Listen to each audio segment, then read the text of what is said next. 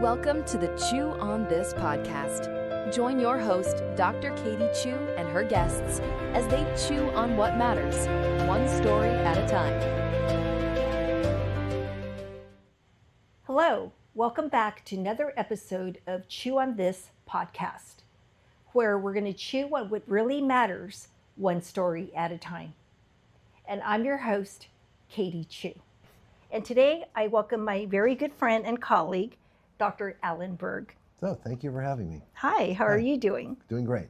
And I think you've had a long day today. Did you see patients today? I did. You did? I did. Okay. So why don't you share a little bit about yourself to my audience? I'm an eye surgeon. I do cataract and LASIK surgery. I've been doing it for a long time and doing it in association with Katie. We've had a great relationship and I'm delighted to be here this afternoon. Yeah. Well, as you can tell, he's extremely humble. But I think a few years ago, weren't you recognized by Newsweek? Yeah, I was. And? I was one of the top 100 eye surgeons in the United States, which was quite nice. My peers voted me in on that, so I was quite proud. Yeah. Well, what a privilege for me to be practicing during this time where we were able to share our expertise with the same community of patients. And so I thank you so much. Thank you for letting me do it. So are you ready for what my Chew on This podcast entails? We're going to go ahead and be pulling questions from our hard chews and soft chews.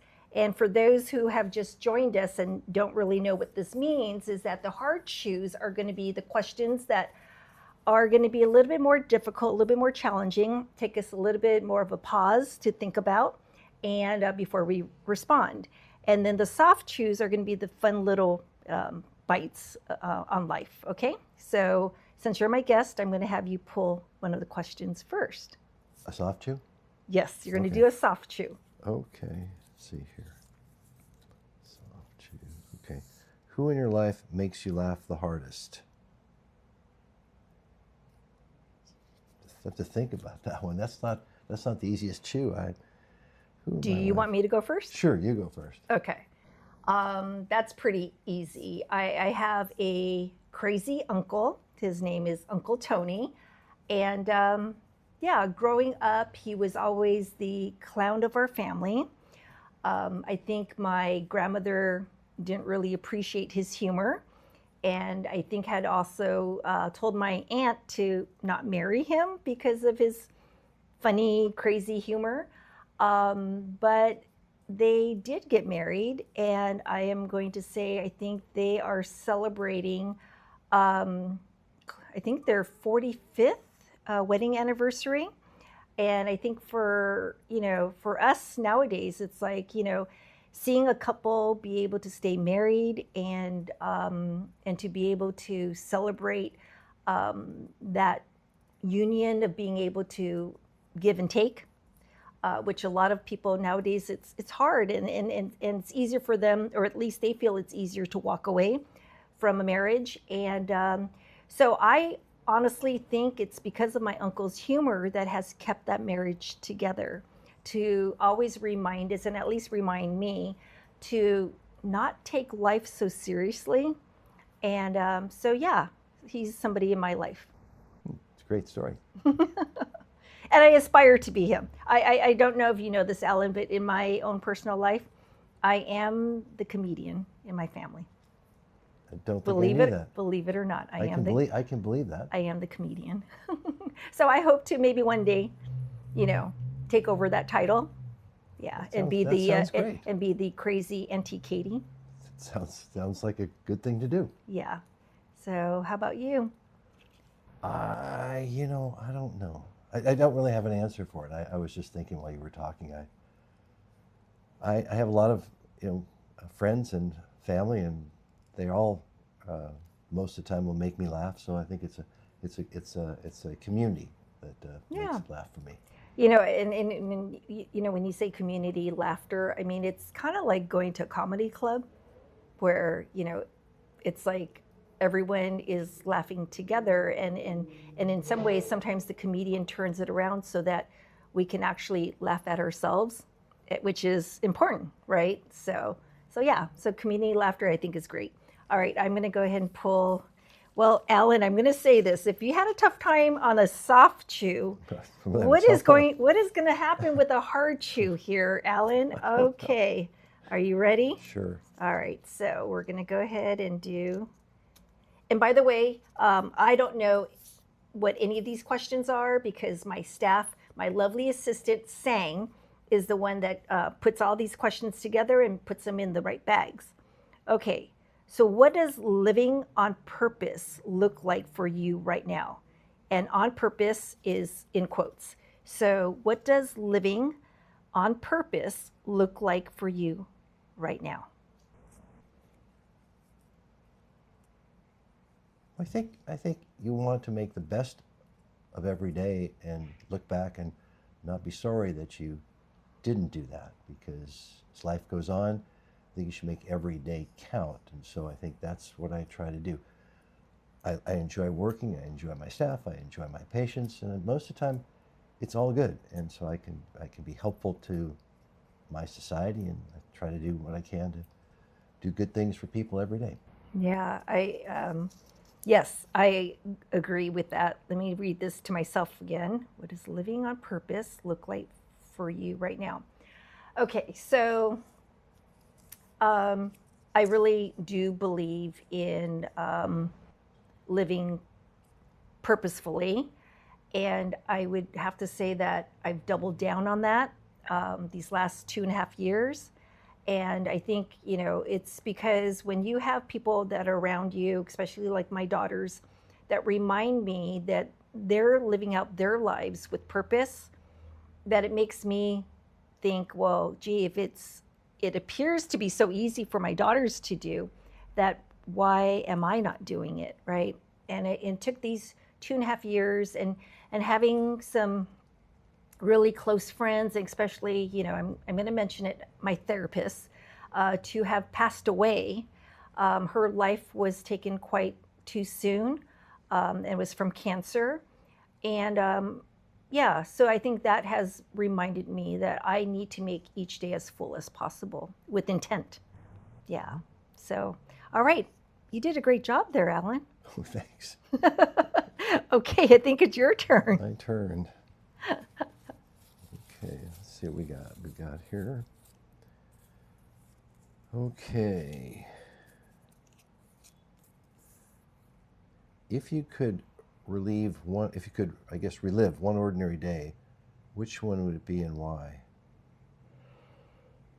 Well, I guess that would be the birth of my daughter was my first child, and that was special, and I don't think I'll ever forget that. I mean, a lot of days you go through life, and a lot of days are special, but as life goes on, you don't always remember those. But I think that's one that I think I would be glad to relive over and over again.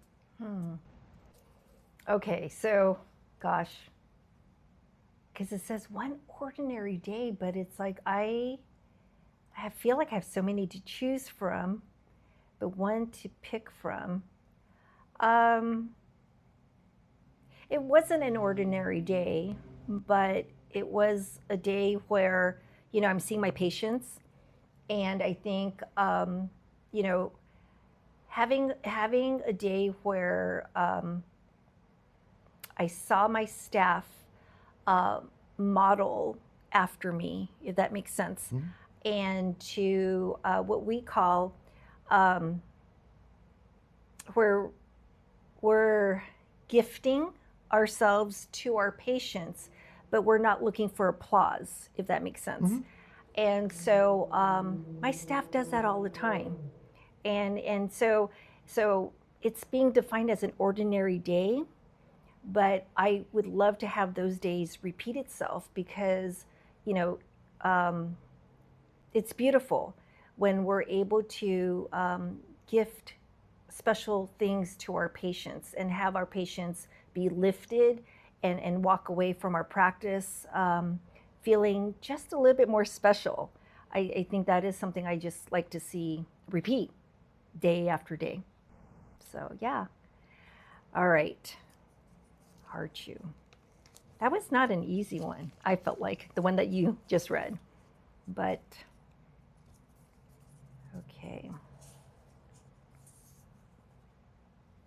What's a moment that looked like an ending, but turned out to be a beginning? This is so philosophical. These are hard questions. I wasn't prepared for questions quite like this. I don't know what questions you're going to ask. Well, that's just it. I didn't want us to be prepared at all. So I'm our audience obviously can not. be like just going through this with us as well. What's a moment that looked like an ending, but turned out to be a beginning? Katie, I'd have to give that a whole lot of thought. Probably couldn't even answer that in this particular period. You can go ahead and maybe. All right. Well, I am gnawing on it right now. I'm thinking to myself, if anyone has ever followed me through my postings on LinkedIn, you'll already know that my life has had a lot of dips. And so I can say that all those dips were technically points in my life that I felt like they were endings. But as you know, Alan, I've risen up each time, right? And so, and each time I embraced it as if it was a new beginning. And I'm going to say it, going through 2 divorces, each time I didn't think it was going to be an ending, but it allowed me to be able to be freer.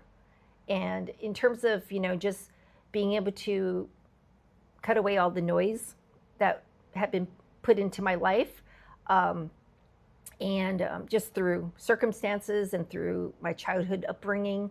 And I think just going through those times, those hard times, allowed me to realize, I'm blooming now. I am blooming. So that's great answer. Yeah, I think it's the confidence that, just knowing that I can do things, I can do hard things on my own. Like this podcast is a hard thing. I mean, I never thought I would be doing a podcast, but I put that challenge out there, right? To tell myself that there's just so much that I want people to be inspired by, not just through my stories, but like through stories from my guests, right? And because a lot of times people only know us from our professional side, and that it is okay to show some vulnerability, the softer side of us. And I think that's the part where we can actually lead more people. That's how I see it. Okay, I'll go along with that. I actually, every day is, I think for me, I don't really have any. I mean, I look, if it's a down day, I make it a good day. So I don't really have any particular one thing that I can look back and say, oh my goodness, I thought, I was drowning and I didn't. So I don't really have that day. I think I try to make them all ultimately good days. No, that's great. And as you were talking about that, you just reminded me, how right now imposter syndrome seems to be such a key phrase that everyone's using, right? And I was having a conversation with my daughter, and it's kind of like you saying that you've only had good days, right? I mean, you don't really, you turn a pot. I mean, but you see it that way. You know what I mean? Like, well, they're not all good, but I don't think you can. If you let those days get you down, then you can't get back up. I take my days and what they are, I accept them, I move forward with them, I don't burden anybody else with them. They're my life and I have to deal with it. Mm-hmm. And I'm in charge of that. No one else is. And whatever I do, I'm left with that at the end of that day. And I just try to go on and accept that I'm lucky, that I got to where I am in my life. I have a lovely family. I've got my health. I still have my mind, and not all my friends do at this point in my life. So I look at every day as a good day. Yeah. That's, I think. And that is wonderful. And if you don't do that, then you can't have fun. You can't smile. because then you're always if you're unhappy, this is another bad day. Well, then it's my fault. Yeah. I have to decide, am I going to let the bad days beat me down? No, I'm not. I'm just going to take it and just do the best I can with every day. And so even though somebody might say, oh, that was a terrible day, to me it's my responsibility to make it a good day.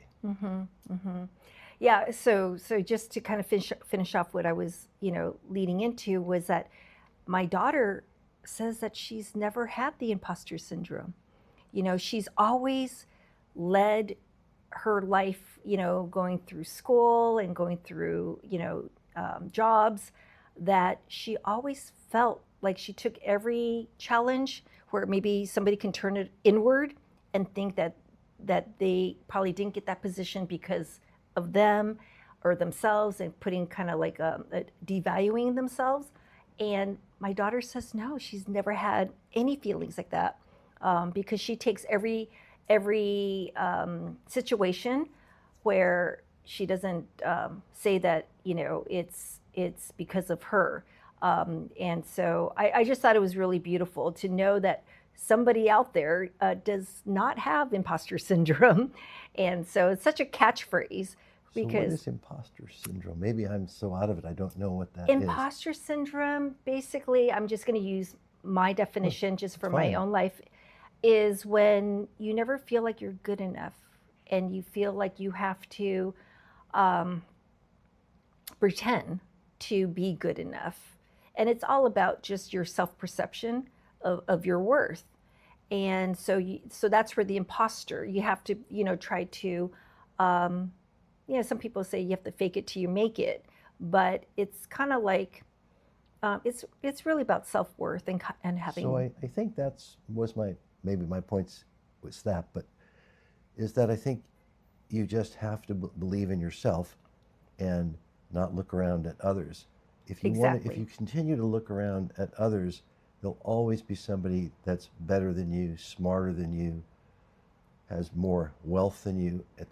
I think you just have to accept that I'm a good person, I'm who I am, and if I'm not happy with myself, only I can change that. Mm-hmm. And it's not the people around me that are holding me down. It would be me not be willing to push myself forward.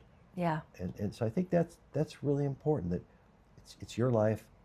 You have to be responsible for it. You owe it to yourself to move forward and not to let people bring you down. So I guess it's saying the same thing. Yeah, it's just that when you were talking, it was just reminding me that my daughter kind of embraces something similar, but in a different way. It's probably the same ultimately thing, but it's how she verbalizes it, and everybody verbalizes it differently.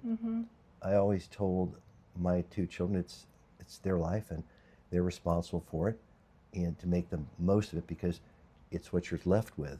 So be careful how you manage that. Yeah. All right. So I think we both answered my question. You're going to go ahead and pull out another soft chew. These aren't that soft. Okay. Okay, here we go. Let's see here. What's a moment that looked like, I think, has that turned the same question? You know what? It got printed on both sides. It looks like, what's the one on the other side of it? What's something that never fails to make you smile, even a rough day? Oh, I already know that one. Well, go ahead. My dogs. 100%. I would have to agree. Wait, read that question one more time so that the audience can. Okay. What's something that never fails to make you smile, even on a rough day? I think my dog, because dogs are an ending love. They just look to you, and as somebody said, if you put your, I'll mess up. If you put your wife in the trunk of the car and you open it up, the response that you might get from her. But if you put your dog in the trunk of a car, which I wouldn't do, and you open up, the dog's happy to see you. Oh yeah, yeah. So I mean, but you get the point. I do get the point. But your dog always greets you, tail's wagging. They're always so happy. So it's an unending smile. Yeah. Well, it's kind of like, when they talk about unconditional love.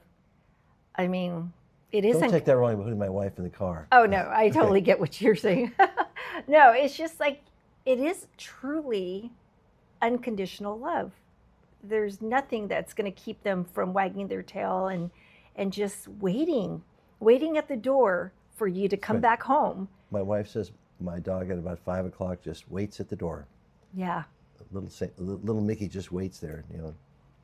Maybe because normally I bring some food home, but that's here or there. But So I have 2 dogs, and so since we're talking about dogs, I do want to share this, and it just so happens that so my 2 dogs, I got them during the pandemic, and so my older one, his name is Duke, and my younger one, his name is Max, and someone else just brought it to my attention that there's an animation. I think it's called The Secret Life of Pets. Turns out that the animation is the main character. Her name is Katie, spelled exactly the same way, and her 2 dogs are Duke and Max. And so I don't know. I once I found out about that, I was just like, okay, it was meant to be. I guess so. It was meant to be for the 3 of us to be together. So, all right. Well, so we both love dogs. For sure. Okay, so now that was an easy one. That was an easy chew. I have to That say was that. an I think easy that's the chew. first time I've ever had an easy chew. All right, so this one only has one question printed on the paper. What's one truth that took you years to finally accept?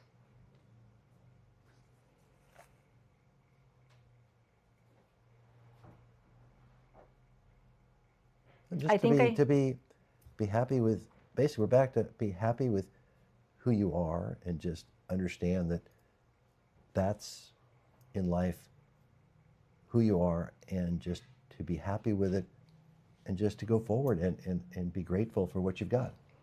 Yeah, life. you know what? I have the same exact sentiment, I guess, because I'm going to say, what's one truth that took you years to finally accept?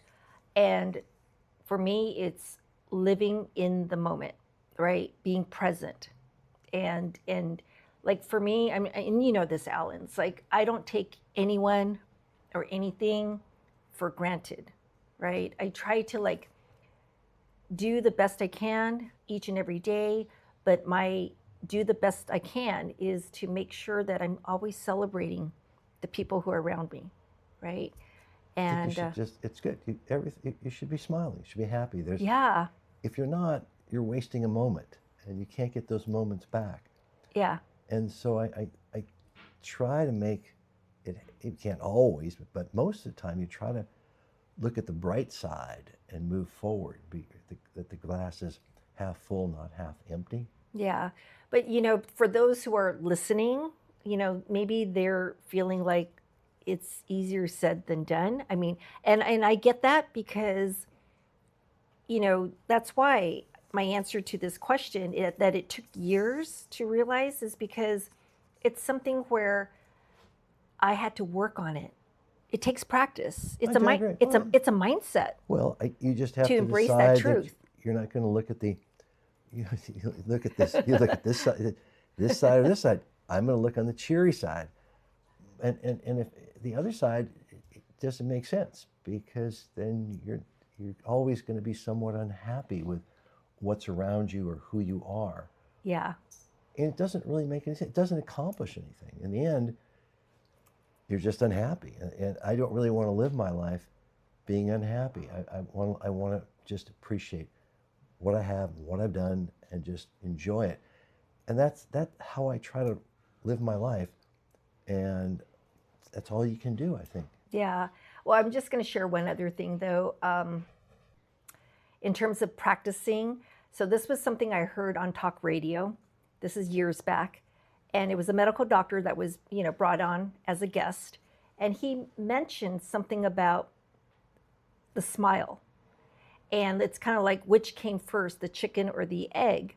And he was just, you know, quoting some kind of study that was done on the power of a smile. So does a smile come about after somebody is experiencing happiness? Or can a smile, physically having a smile on the face, bring on like dopamine release, you know, bringing joy to that person? And so he was saying that study showed that physically putting on a smile can change the mindset and the emotions from that person. And so after that, I tried that. So when I get in the car in the morning, it doesn't matter what kind of thoughts are coming through my head, but I'll physically put on a smile as I'm driving to work. And it's about a 40-minute drive. And people might think I'm crazy that I have this big wide smile as I'm driving on the freeway, but it really does make a difference for me. And so I don't know. So I'm just encouraging people to be present in the moment, but with a smile every day. So yeah. All right. I think we both answered that one. And was that your question or no? That was mine. That's So yours. your. Okay. Okay. What do we have here? What's a random act of kindness you still think about?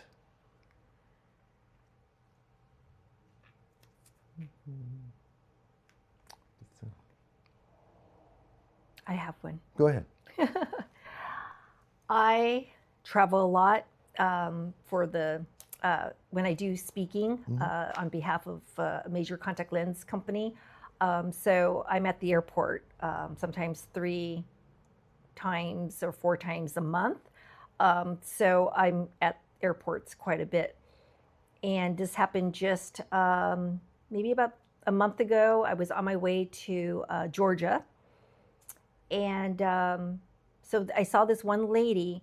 She was struggling to get her handbag balanced on top of her carry-on.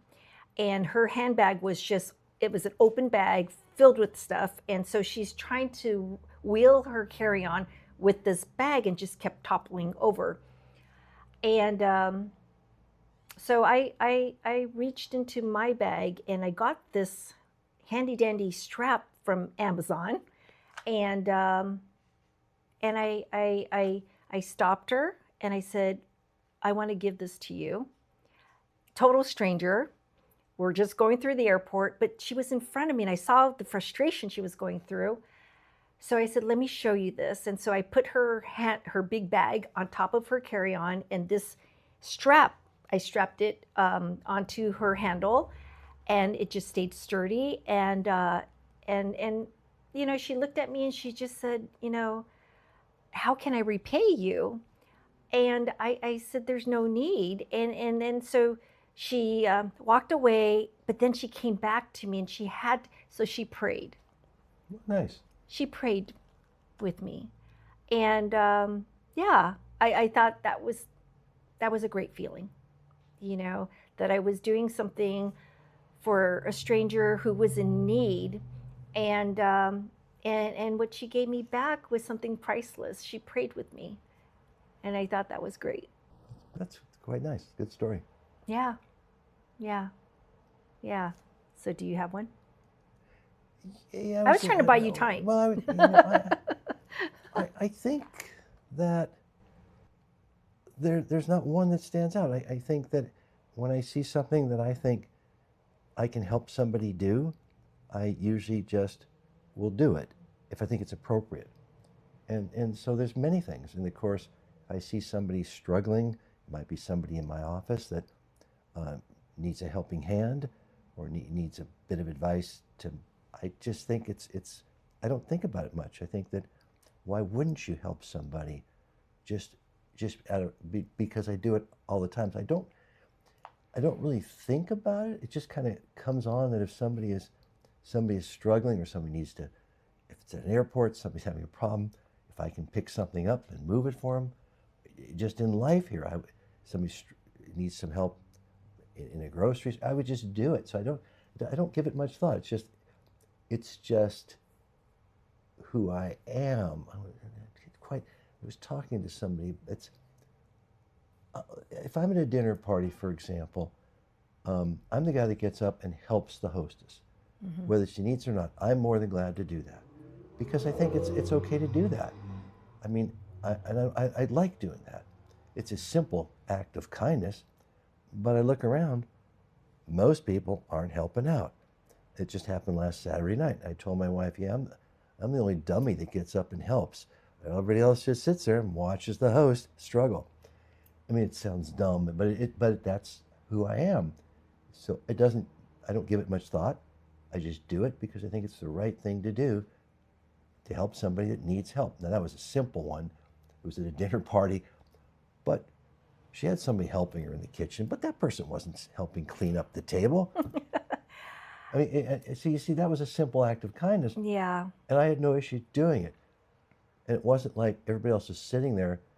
I wanted to go, come on, guys, pick up a plate. We're all going in. I didn't say that.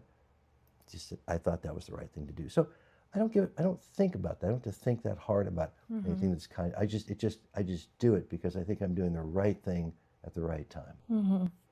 So I'm going to give you a shout out, Alan. The reason I'm saying this is because do you know why I have this affinity towards you in terms of like a colleague and why I respect you so much? Do you even know? No. You don't even know. Foggiest idea. You know, I think LASIK, when did it get, it was like in 1996? 97, yeah, 97. So I graduated in 1995, right? And so I'm starting my own practice and you know, my practice is quite a ways from, you know, Sherman Oaks, Right. Burbank. Yeah. But now we're in Arcadia. We've been in South Pasadena for a long time. I know. I But saw you're that, right. and Been that's there for a long awesome. time. We've That's been awesome. there for a long time. I mean, That's awesome. But you're right. That's the majority But back of our in stuff. 1995, it was just, you know, and the reason I'm giving you a shout out is because at that time, I just came out of optometry school. I'm still trying to work my way in terms of like, you know, building my network of ophthalmologists, you know, different specialists. And I am going to tell you, there were personalities that I met that were, you know, I always say, and I've used this phrase on another podcast, it's kind of like there are certain personalities that kind of have this chip on their shoulder. And it's like when you want to ask for help, it's like they make it feel very, you know, uncomfortable. And you were never like that. It was like, it was easy. It was easy. Like I call you and why and wouldn't you want to do that?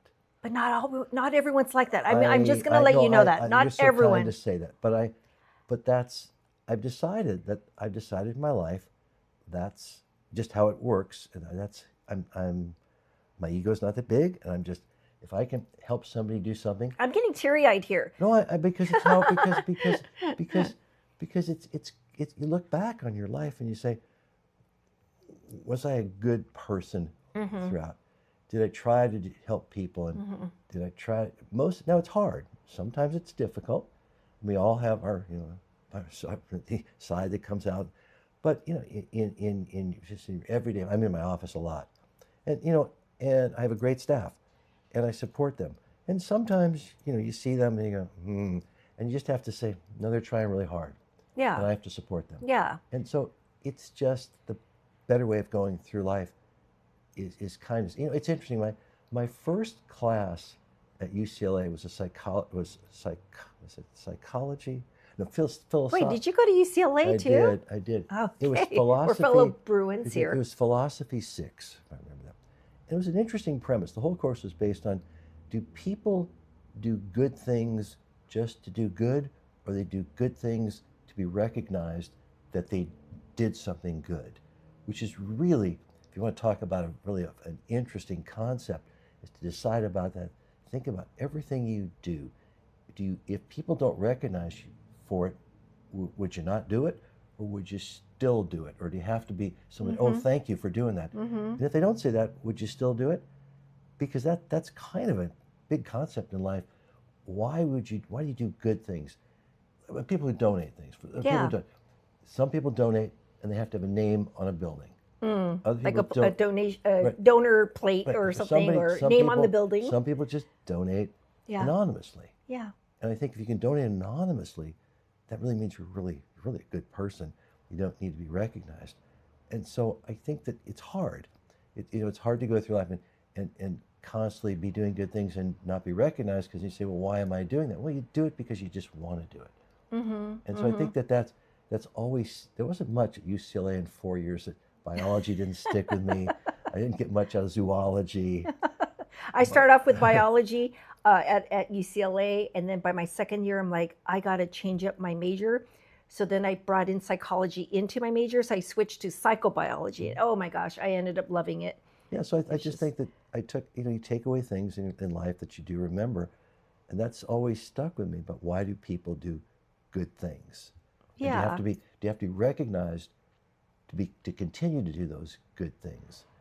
And you do good things all the time. I'm just letting you know. So the point is, when I remember when I made that first call to your practice and then you picked up the phone, it's like you basically said, how can I help you? Like you had patience, right?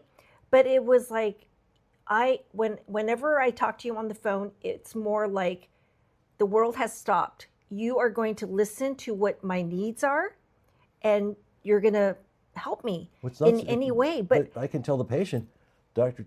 Chu needs my help. So they go, oh, really? I said, oh, I've got to help Dr. Chu. And then I go do it. But so it's not completely without some gratification. I can tell them, oh, I've got to go help her. So, I need a lot of help. No, you No, don't. just But you get, but my thought is that I'm a resource for all my doctors that call. Yeah. And I never make them wait, because you have a need right now. And you have a question, your patient's sitting there. Why wouldn't, if it's easier for me to answer it now, get it done? Because I'm a big believer, if you don't do it now, when are you going to do it? And it's just, you're going to forget it, and then you won't do it. And then later in the day, oh my goodness, I never called back Dr. Chu. Yeah. So why don't you just do it now?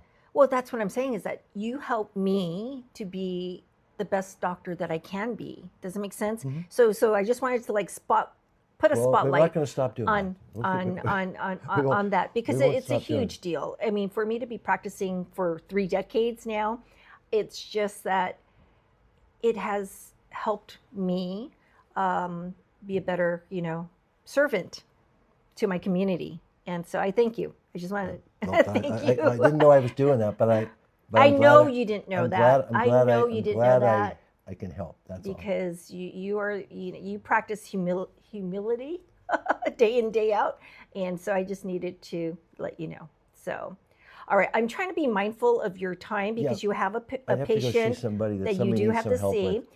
So let me just wrap up with one more question, and then we'll be done. Okay, because patients do come first. That's for sure. And so, all right, let's just do one more question between.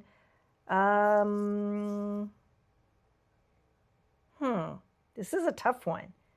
When did you realize success doesn't always mean peace? What does that mean? We could pick another I'm going to pick another one. I am so sorry, but that was like... That's a weird... That's not a good one to end on, because I don't really know how to even address that one. Well, I can't even wrap my brain over that question. I'm sure there's some deep philosophical answer to that. Okay, how do you stay grounded when life feels like it's moving too fast? You can go first. How do I stay grounded when life feels like it's moving too fast? Well, I mean, I don't want to be so vague about like, staying in the present moment, but I'll just be a little bit more specific, and I'm going to say, when life is moving too fast, it's odd, but I love connections, and I will pick up my cell phone and call a friend.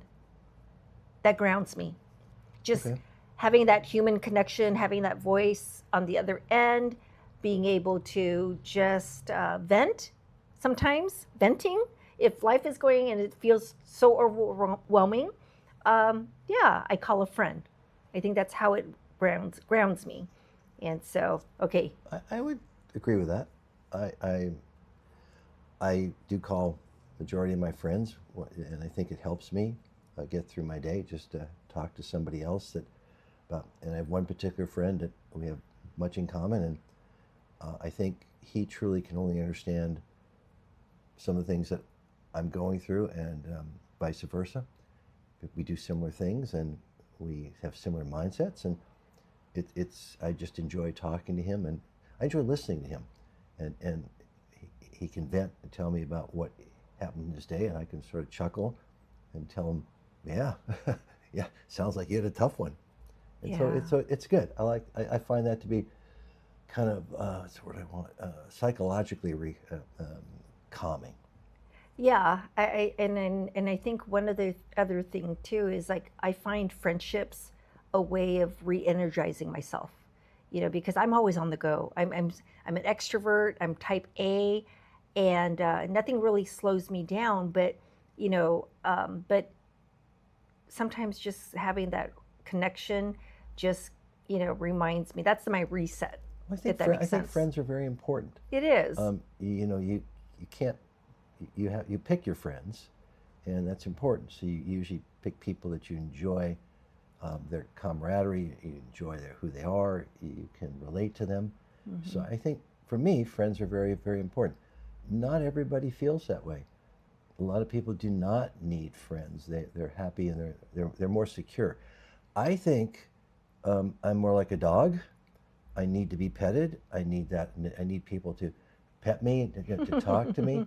And whereas I think that there are people who are more like cats that don't need that. They're more independent. They don't need that. So I would be in the dog side of that. And I need people to. I'm very sensitive. I mean, I need to be accepted. I need people to, to like me. I try to please. And not everybody is that way. Some people don't care. Yeah. And they just say, tough. They don't like me, they don't like me. I don't deal very well with that. So you gotta know who you are. Eventually you have to know who you are, how you get through life, and what makes you happier and what you can live with. And that's me. And I need people to appreciate me and to want to hang out with me. So it's my job to be likable. Mm-hmm. We talked about, but I think it works for me. But I need that. I need that. That's a big part of my life. Well, see, so I'm going to be wrapping up here just because I'm looking at the time, and I need good. to get you Okay. to see your patient, and I'm so thankful that you're here. But you touched upon, this sense of clarity, and that's one of my things that I've been always, sharing with my patients and with my family and my children, is that to have clarity in our life, right? To be able to see, what works for you, right? You're more of a dog than a cat, right? And to have that clarity, it does help, because then it allows you to not have that confusion, in how you see life. And so, but yeah, so seeing things clearly is one of the things that I place out there. I touched upon, living my life purposefully.